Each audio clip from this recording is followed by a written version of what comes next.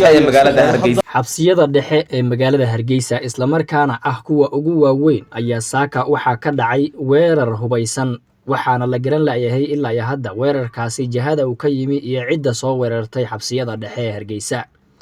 xabsiyadani ku yaala gobolka Maroodijeex gaar ahaan magaalada Hargeysa waa xabsiyada ugu dadka badan isla markaana maxaabiistu ay aad u tiro badan tahay sida la sheegay. maxaabiistani ayaa waxay iskugu jiraan qaar dhowrkii sano inoo dambeeyayba halkaasi ku xidhnaa iyo kuwa hadda goordhow un la xareeyey isla markaana loo waayey waxyaabo ama dambiye falal dambiyeedkii lagu soo eedeeyey sida Cabdimaalik Sheekh Muuse Coldoon oo 8 bilood halkaasi hadda ay ugu dhamaanayso. Cabdimaalik iyo eheladiisa marba waxay ku hajabeen in ay iyagu u daadan doonaan xabsiyadaasi oo si dhaqso ah ay gacanta ugu soo dhigi doonaan halkaasina uga soo saari doonaan. arrinkani walaaca iyo walwalka weyn leh ayaa jiha loo qaada la garan laayahay ilaa iyo haddana waxaa lagu soo warramayaa in halkaasi ay rasaas culculus ka dhacayso waxaana la isku adeegsanayay halkaasi hubka noocyadiisa kala duwan. waxaa sidoo kale halkaasi laga soo sheegayaa dhaawac aad u tiro badan iyo dhimasho ilaa dhowr qof ah waxaana halkaasi isku helay ciidamo hubaysan oo kuwii ilaalada xabsiyada ahaa iyo kuwa kale oo ka soo daatay daaqadaha. weli ma cadda xaaladdu siday tahay iyo weerarkan cidda ka dambaysa iyo meesha ka yimid waxaana la qiyaasayaa in ay dadkanu ama dowladdu ay doonayso in ay halkaasi maxaabiista ay ku dhammaadaan sida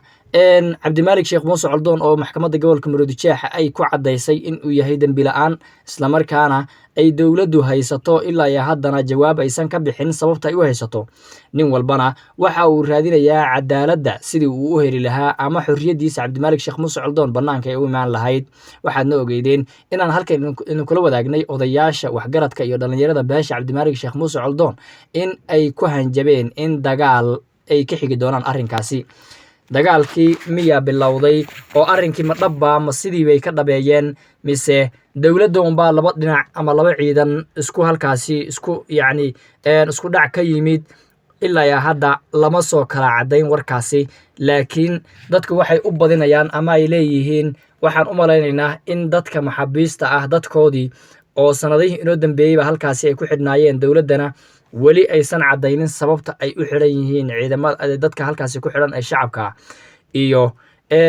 gaar ahaan Cabdimaalik Sheekh Muuse Coldoon eheladiisa oo iyaguna in badan soo hanjabayay oo lahaa inagu haddii si degdeg ah Cabdimaalik ay u sii daan weydo dowladda waxaan cadayn doonaa ama aan samayn doonaa inaan awood isticmaalno aan u daadano gudaha stationka ama xabsiga si aan gacanta uga soo qabsanno wiilka iyaga oo halkaasi ku dhibaataysan isla markaana ay iska indhitirtay dowladda Soomaaliland ama xukuumadda uu madaxa u yahay madaxweyne Muuse Biixi Cabdi. si kastaba ha ahaatee arrinkani ayaa walaaciisa leh maadaama meesha la isku helay ay tahay goob ay dad shicib ah oo dabcan dhibanayaal ah xitaa ay ku xareysan yihiin loomana meeldayayo rasaasta markii dagaalka uu bilowdo ilaa iyo haddana dhowr qof ayaa dhimashadooda la xaqiijiyey dhaawacana aad ayuu u tiro badan yahay. xabaddana ilaa dhowr saacadood kadib way kasii dhacaysay gudaha xabsiyada iyaga oo marba marka ka dambaysa ay sii xoogeysanayaan rasaasta waxaana meesha jabay oo gacanta lagala wareegay xabsiyada sida warar xaqiiqsan oo halkaasi aan ka helin ay sheegayaan ciidamadii ilaalada ka ahaa ee korjooga ka ahaa xabsiyada gebi ahaanba dadka ay ku xareysan yihiin ee ugu waaweyn magaalada Hargeysa. dhanka kale waxaa walaac weyn laga muujinayaa in aadan sunni oo ka mid ahaa culimadii ka carartay ama isaga hajirtay magaalada Hargeysa isla markaana isku dhiibtay xarakada ama dagaalamayaasha al-shabaab oo hanjabaad dhowr muuqaal ah oo isdaba socda hawada u soo mariyay maamulka Soomaaliland aan idhaahna iyo gebi ahaanba xukuumadda iyo hay'adaha halkaasi ka qayb gala. sidoo kale waxa uu ka dhawaajiyay dadka masaakiinta ah ee dhalinyarada ah ee ku dhibaataysan gudaha xabsiyada iyagoo u xiran arrimo diineed iyo waxyaabo caynkaas oo weliba lala yahay wax cadaalad u raadiyo. hanjabaadaas iyada ah oo dhanka xarakada al-shabaabna uga timid maamulka Soomaalilandna sidoo kale cabsi weyn ayaa dadka ka soo food saartay ilaa iyo haddana waa la anfariirsan yahay indhaha ayaan la taagayaa warkaasi oo buuxana weli si rasmi ah uma soo bixin cidda ka dambaysa weerarkaasi walow dadka ama dhalinyarada halkaasi gashay ee hubaysan ay ku labisanayeen qaybo ka mid ah sida la xaqiijiyay uniformka booliska magaalada magaalada Hargeysa ama gobolka Soomaaliland. dagaalamayaasha al-shabaab waxay sameeyaan inta badan in ay ku soo galaan magaalada uniformka ama dareyska ciidamada magaaladaasi kadibna ay isku fidiyaan goobaha ay u malaynayaan inay ciidamadu ku xoogan yihiin iyaga oo qaraxyo iyo waxyaabaha caynkaasa geysanay waxaana wax badan ogeydeen in ciidamo caadi ah oo ciidamada Soomaaliya ka mid ah oo kale intay usoo labistaan ama gawaaridii dowladda oo kale ay soo qaataan in ay meelaha stationada ah ama meelaha ay ku idil yihiin ciidamada ama madaxda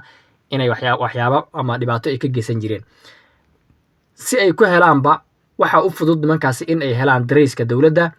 ama dareyska aan idhaahno booliska magaalada ama askarta kadibna si aan looga shakin intay magaalada soo galaan in ay dhibaato iyo waxyeeleen u geystaan dadka marka walaaca labada dhinacba aad iyo aad ayuu u xoogan yahay ama dadku su'aalo ay iska weydiinayaan labada dhinacba cidda ka dambaysa weerarkaasi baaxadda leh ee halkaasi ka dhacay ilaa iyo haddana dhimashada ilaa ugu yaraan 4 qof meelahaas ayaa la xaqiijiyey laakiin dhaawaca ayaa aad u badan weli lama sheegin in ay dad shacab halkaasi wax ku noqdeen laakiin askartii ilaalinaysay xabsiyada ayaa halkaasi lagaga gacan sareeyay oo dhaawacyo iyo dhimashaba ay soo gaareen walwal weyn ayaa ka jira magaalada Hargeysa subaxa saaka ah ama maanta ah iyada oo arrimo kale iyo dabkii suuqa waaheenba ay iskala dala dhacayeen shacabka haddii haddana ay cabsi soo food saarto iyo ama gumac kugu dhaca waa dhibaato inteeda le'eg maadaama bisha barakeysan ee Ramadaan lagu jiro waxaan Ilaahay ka rajeynaynaa in Ilaahay uu qaboojiyo arrinkaasi iyo wax kasta oo ummadda muslimiinta ama Soomaaliyeed meel kasta oo joogaan dhib gaarsiinaya ama dhibaato ku ah haddaan u nimaadno dhanka kale waxa lagu rajo weynaa ama dowladdu ila hoose ay sheegayeen in Cabdimaalik Sheekh Muuse Coldoon oo dhibana ku ahaa stationka ama xabsiga dhexe ee dowladda Soomaaliland gobolkiisa Maroodijeex magaalada Hargeysa in la sii dayn doono bisha barakeysan ee Ramadaan dhexdeeda rajo weyn ayaa qabtay dhankaasi ayaa jirtay oo hadalhayntu intaysan bisha bilanin iyo maalmihii ay cusbeedba hadalhayntu waxay ahayd in bisha barakeysan fadligeeda lagu sii daan doono ama la rajeynayaba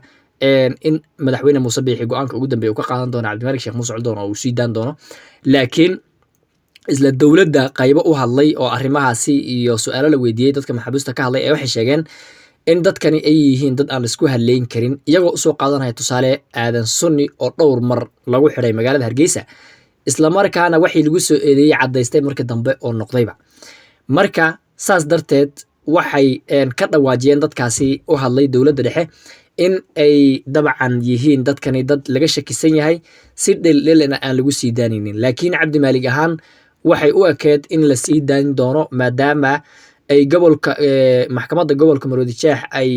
ku baaqday Cabdimaalik in uu yahay nin bilaa dambi ah si kastaba ha ahaatee arrimahani isku tagtagay ayaa waxay sababi karaan isku dhacyo dhanka shicibka ama qabaa'ilaadka iyo weliba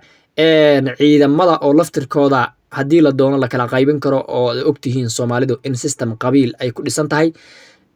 insha Allah waxaan rajeynaynaa in si kastaba ha ku dhacay dagaalka isaga ee halkaasi ka dhacay uu qaboobo intaasna Ilaahay uu ka ekeeyo muslimiinta meel kasta joogaana Ilaahay qulubtooda uu isku dumo dadka shicibka ah ee dhibaataysanna Ilaahay dhibka inuu ka saaro iyagu wax kasta oo yacni muxuu ahaa ay galabsadeen baa laga jarayaa dadkanu sababtoo ah